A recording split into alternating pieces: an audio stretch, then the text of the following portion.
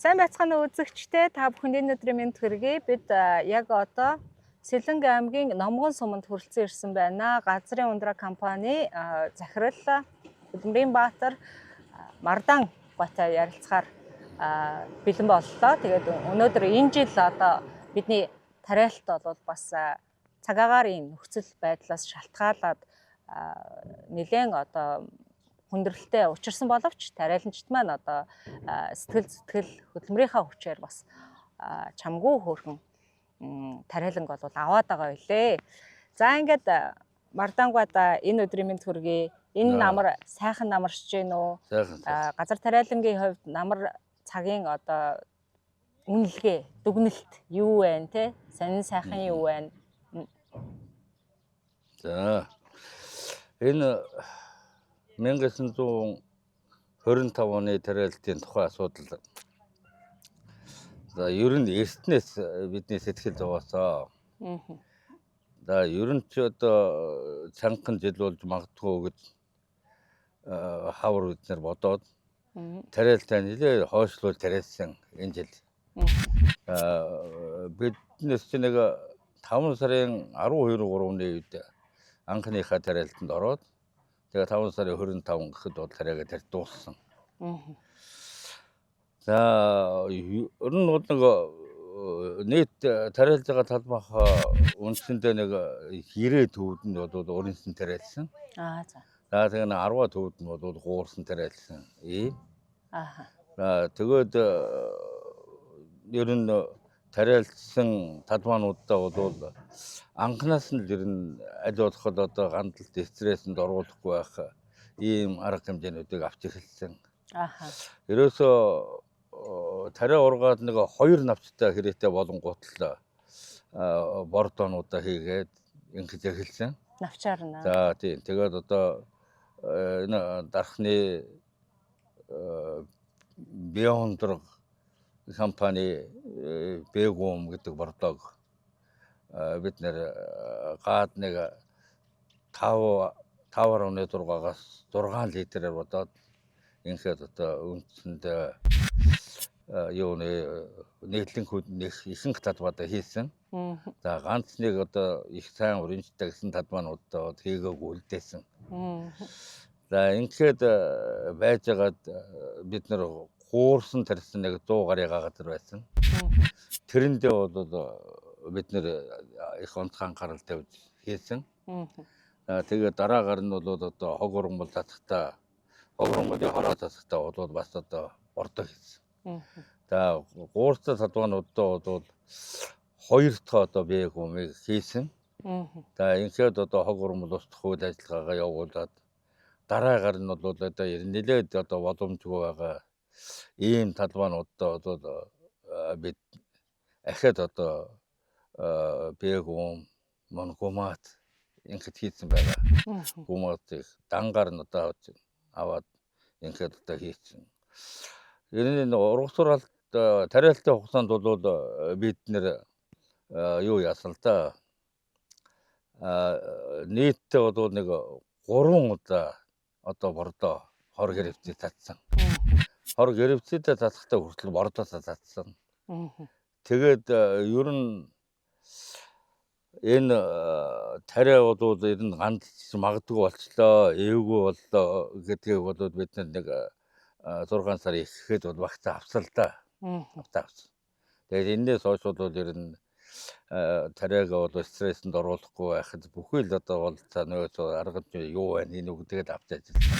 Бид нэр бол аль болох л одоо бордоо хор гэрвчээдээ бол аль болох л одоо ороо өглөө эрт төр ороодоо сөндөө ингэж хийж нарнаас аль болох тухтаалагд ингэж хийж байсан. Энэ үр дүн бол гарсан. Бид бол одоо бас энэ жил чамлахааргүй энийх ганцаа жил гэхэд бол чамлахааргүй хөөх урах тавцсан. Энэ чинь манай энэ номгон чинь бол ерөөсө 5 сарын 25-наас хойш ингээд үндсэндээ 7 сарын 20 хүртэл ингээд үндсэндээ 50 хэд хоног борохороо. Тэгээд энэ бороо ороогүй хугацаанд бол одоо атар газар бол үндсэндээ шавшаар болсон шүү дээ. Тэгсэн. Тэгээд одоо тэгээ нөгөө өрнс гэдэг юм бол одоо манай айхтар юм да. Тий. Тариа болоод одоо тэгээд ногоон ороод тийшээ байгаад байсан. За энэ удаа тэгээд ерөөсөө уринсийн л гавья. Тэгээд Монголын газар тариаланд уринс чухал ач холбогдолтой гэдэг одоо энэ Эрдэм шинжилгээний байгууллагын Эрдэмтэн мэрэгд одоо 60 жилийн ажлынхаа дурсгалаар ийм байдимаа гэдээ баталсан эдэлтэй. Тэгээд энэнийг одоо тухайн компани бодвол заавал уран хийж явах хэрэгтэй байна гэдэг нь бол одоо тогтооглоо, батлагдлаа. Тэглээ ах. Энэ жил бол ерөөсө батлаа тавьчлаа шүү дээ. Тий. Ерөөсө урамштай талбай л нэг юм тогтож үлдлээ тий. Уран шиг хийхэд бас нэг их учир байна л да. Дээр үед одоо социализм үед уран шиг чанарыг хүлээж авна гэд намар нэг айхтар ажил болдог. Тий, яг. Баригадын дарааганд агротехникүүд нь тракторын жолооч нар нь бүгдээр яваад талбайгаа босоор хүлээлгэж өгөөд сум аймгийн комиссар авдаг юм байл. Энэ одоо их чухал асуудал. Манайхан ч одоо уран хийж байгаа нэг зарим наад мөнгөрөө бөөр ингээ бараг бүслэгээр татсан шарилжин донд дээсгтэн ингээ явж байгаа юм. Энэ бол уран биш. Ингээд уран хийж болохгүй. Тэрэн дөрөв ярьцэг зүгээр байсан дээр. Уран шиг ерөөсөө нэгдүгээр боловсруулалтын болвол ерөөсөө 6 сарын 15-ны дотор хийсэн байх шүү. Хуулийн хугацаа гэж ярьдаг байсан дээр үед. За. Тэгээ хуулийн хугацаа 6 сарын 15-ны дотор уран шиг нэгдүгээр боловсруулалт хийнэ гэж. Тэгээ би одоо тэр хүмүүжлэн. Тэгээд уран шиг одоо 6 сарын 15 гэхэд хийгээд тавхыг аваад ингээд дуусдаг. Хараа цацхын цацаад юм. Ингээд одоо аливаалхал чанартай уран шиг бэлтгэхийг боддог. Тэгэхдээ уран шуудууд одоо бас өржил хэмээг дайчилдаг арга нийтийн үнэн энэс өөр арга байхгүй. Тэгэхдээ энийг хамгаалах бас гол арга байгаа шүү. Уран шиг зурвастай талбайд хийж болно. Хөшгөх уран хийж болно. Ногоон мордуур уран хийж болно. Ингээд одоо дэвшилтэй технологитой бүх арганууд байна шүү. Эднэрийг хийгээд одоо хийхэд одоо тэгээд уран шигтэй жоохон ургамлын нөмрөг багтаа уран шөвлдээж болно. Намар ороо ийм одоо арга байхад эднэрийг хэрэглээд байж байхгүй шороо босоод хийсээд байна гэж яриад байгаа байхгүй. Тийм бол байдгүй. 40-50 м өргөнтэй зурвастай талбайгаа шороо босдгүй. Болохгүй. Их нарийн учиртай юм. Яг номхонлоо ингээд ороод ирэхээр танаа талбай бүгд л одоо зурвастай байна да. Тэ? Энээс цаашаа ингээ бас зурвасгүй шахуу тарийн талбай мөн өв шүү гэж тэгэл таны талбай эхлэхэд сайхан зурваслаад ороод ирж байна. Их нарийн учиртай байж таа. Тий. Энэ их олон талын ач холбогдолтой зурвас бол. Нэгдүгээр би салхи усанд хийчихгүй. Ийм одоо ач холбогдолтой гэдгийг ярьчлаа. Хоёрдугаар энэ зурвастай талбай бол тодорхой хэмжээний агр хэлмэтгийг бий болгодог. Өөрөөр хэлэх юм бол одоо тэр нөгөө зурвасны харанд тарьсан будаа байна шүү дээ.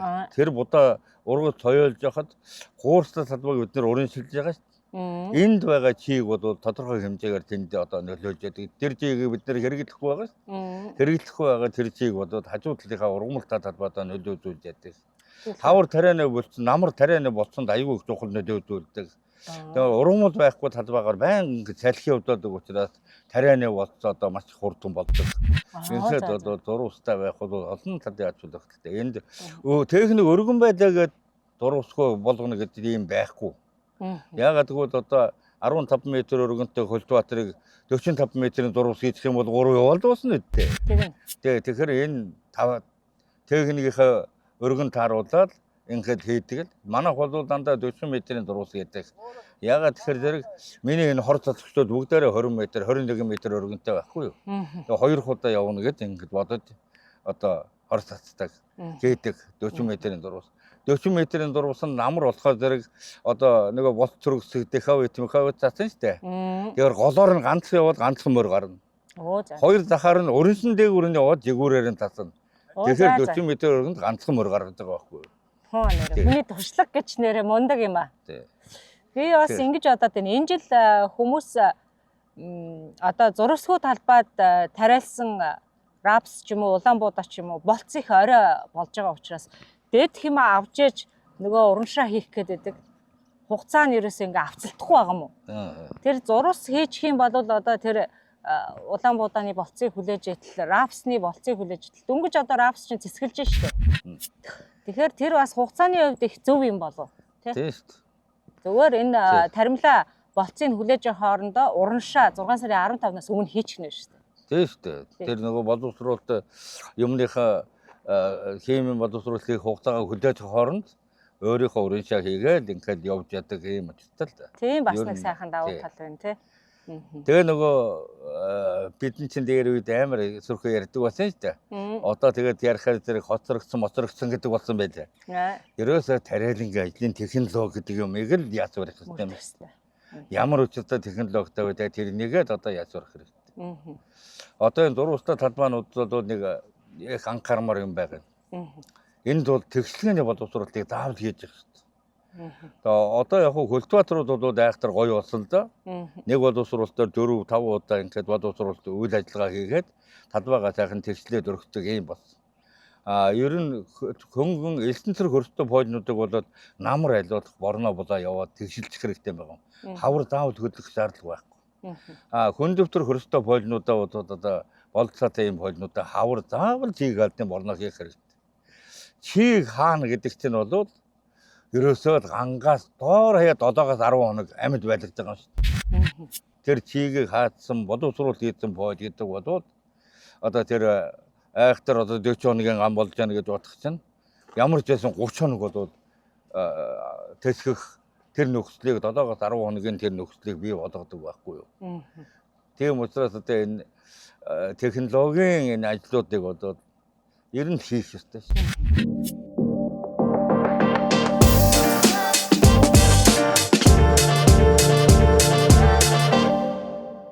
Зүгээр шууд нэг хөрсөө хүндэхгүй дисктэй хийчдэг технологи дээр хүртэл ноутел технологи яваад байна да. Энийг та юу гэж боддог? Ганцхан нөхцөлийг их аятайхан давхад энэ техник технологийн ололт дамжууд бол айгүй нөлөөдүүлсэн. Жохор нөлөөдүүлсэн.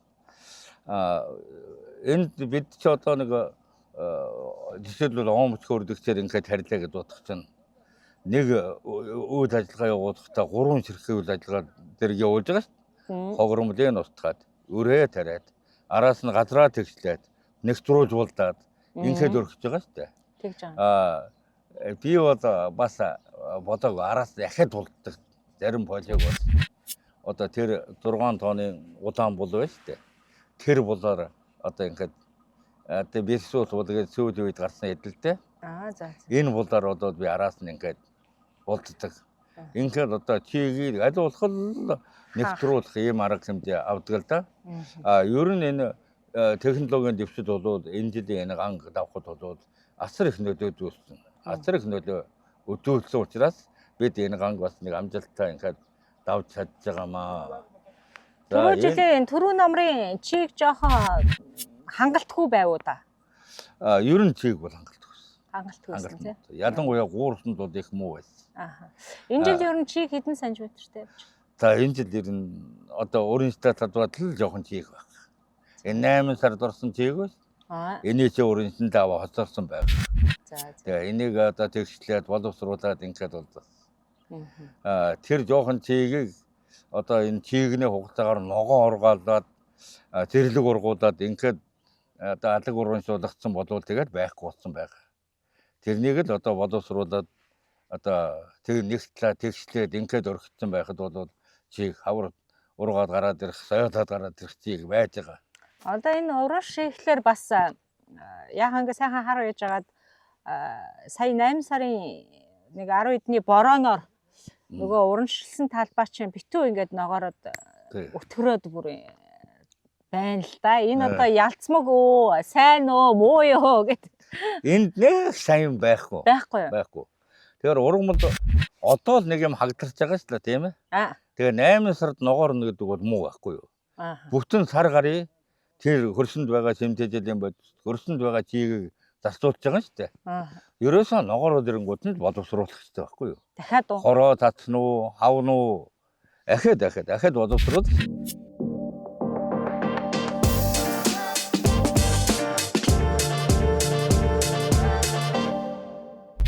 Энэ жилийн хувьд бол хөдөө аж ахуйн салбар бол айхтар ганц нэр өгчээ. Ер нь бол тариалалтууд дурах авч чадаагүй шүү дээ. Чадаагүй. Энэ зөвхөн одоо манай энэ номгонд ихтэл одоо 4-500 газар тосны ургамал тариалаад ганц ч хөрөө тавьж үзээгүй компаниуд байна. Мөн 3-400 газар үрдээрээ тариалаад 4-5 тендер ургад авсан компани байна. Тэгээ эдгээр бол одоо эдийн засгийн түндэрч би ч гэсэн мөн. Өнгөрсөн жил Монгол Улсын засгийн газраас тариалан хацрын 4-р аян гэж зарлаад ингээд хөнгөлөлтөө тэгэл болгосон. Тэгсэн. За зарим нь бол болцооны авсан л байх. Би бол нэг 300 сая төгрөгийн одоо зээл авсан. За тэрнээс үүдээ миний хэрэгцээ бол 600 сая төгрөг байсан юм. Одоо болцоо мөнгөний хөрөхгүй байна гэдэг ингээд 300 сая төгрөг өгсөн л дөө. За энэс тариалант бүгдээрээ авсан гэвэл аваагүй шүү дээ. Авч чаддаг улсууд бас байгаа шүү дээ. Тэгэлгүй. Байгаа. Тэгэхээр ер нь бол тариаланчид маань энийг айгүй хүсэл эрмэлзэл болгож тавьж байгаа байхгүй юу? Засгийн газрын зээлийг одоо тодорхой хэмжээгээр хойшлуулж өгөөч. Одоо дараа жилийн ургацаас бид нэр одоо ургац аваад ингээд нөхөй төлөе гэсэн ийм санал хүсэлтүүд айгүй гарч байгаа л да. Тэгэлгүй байх те. Одоо тэгээд урах цаагааг хүмүүс чи юугаар мөнгөө төлөх. Тэг юугаар мөнгөөр төлөх үнэл байхгүй юу? Яг хөө авсан юм чинь төлжилт хараа. Тэгээд ингэж ярихаар зэрэгэл одоо ард түмний зарим нь тэгж ярьдаг байхгүй юу? Энэ тариалантны даварсан юмнууд дандаа л хүүгүй юм аавна. Тэгээд дээр нь ингээд өрчөөгөөд өгөөч гэж гуйн. Ийм одоо байдалтай эдгээр гэрээс ингээд божи. Ерөөсөө гаднаас тариаг нь худалдаж аваад ингээд хэрэгцээгээ хангах чигээсэн ийм ярьдаг болоод байдаг байхгүй юу? Байна. Энэ бол ёстой буруу тэгд бодохгүй. Нэгдүгээр хийгээ сурцсан юм байж байгаа. Хоёрдугаар энэ тариагээс тариад ургуулад хураагаад зарим нь аваачаа дараад борлуулад ингэдэг 200 мянган хүн энэ ч ажиллаж байгаа шүү дээ. Тэгэлгүй яах. Тэгээ энэ 200 мянган хүнээс амьдрал хэцүүдэн шүү дээ. Японд надад нэг аяллаар явж байхад Японы хөдөө аж ахуйн сайд ярьж байсан байхгүй юу? Манай цагаан будаа хятад тарсан цагаан будаанаас 3 дахин өндөр үнэтэй гардаг. 3 дахин өндөр үнэтэй гардаг юм бол та нар болчоо тэр хятадаас удаага авч. Тэгд болохгүй. Энэ будааг чинь тарьдаг манай японочууд байгаа шүү дээ. Бид тэр Японыхаа ард түмнийг ажилтаа амьдралтай байлгах гэж энийг авдаг байхгүй юу гэж. Зөв шүү дээ. Тэгэхээр энэ чинь л одоо улс ихрний бодлого шүү дээ тийм ээ. Одоо бидний энэ одоо хэлэх дуртай, дуурайх дуртай Америк байна, Канада байна. Манай хойд хөрс Оросын холбооны улс байна. Энэ тариаланчны байнгын дэмжлэгтэй байна. Төрийн дэмжлэгэнд ор ажиллаж байгаа шүү дээ. Харин тийм энэ Оросын холбооны улс чинь баг тариаланчтай баг 80% дэмжлэг үзүүлдэг шүү. Тийм шүү дээ. 80% дэмжлэг үзүүлдэг. Аимшигтай их өндөр дэмжлэг юм байна. Тэгж одоо ард түмний хоолтой хүнстэй байж байгаа шүү. Тийм байна. Пөөчм мондог өдөрдөг ярих юм байна. Мондог. Үш энэ хамгийн гол юм чинь нөгөө импортоор будаанууд оруулж ирээд манайхан чи бас идээд идэг. Энэ нөгөө гол хэлэх санаа нь юу вэ гэхээр Монгол хүн хоолоо, тэ гурилаа, маха гаднаас идэмгүй байна те. Тэгээд болохгүй. Юу ч идж байгаа юм бэ лээ тийм. Юу ч идж байгаа нь мэдэхгүй тийм юм гэж ярихгүй байхгүй юу? Тийм шүү дээ. Ядаж гурилаа өөртөө хэрэгтэй. Ерөөсөө Монголдо тарьсан будаач нь дэлхий дээр байхгүй, эхлээх нь тэвэр бүтээгдэхүүн байхгүй юу?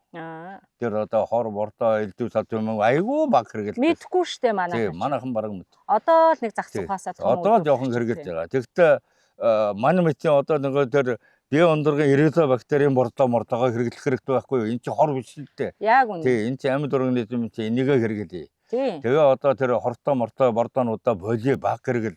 Тэгээд экологийн тэвэр бүтээгдэхүүн энэ Монгол ургасан удаан будаага хүнсэндээ хэрэглээд. Яг үнэ. Тэр гахаа дахиа нохоондоо өгдөг юм а гадаадаас аваад тэр нь ядаж хэмд ирээчтэй тэжээлийн будаа тийм ээ. Ийм л бодлого барах юм бол энэ одоо улс юм зурагсаа явна. Монголын тариаланчтай юм зурагсаа явна гэж ингэж бодож байна.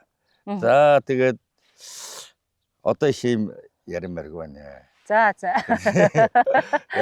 ер нь болцсон уу? За тэгээд бидэнтэй бас цаг гаргаад энэ их ажлын хажуугаар сайхан яриа өрнүүлсэн танд баярлалаа. Эрүүл энхийг хүсье. Жилээс жилд ургацсан аривжин тэлэх болтугай. За ерөөд батгаар цолцох. За. Сэлэнг төмний буянд гэлдэрчил байна. Яг болно яваад байгаа гэж бодоод. За баярлалаа танд.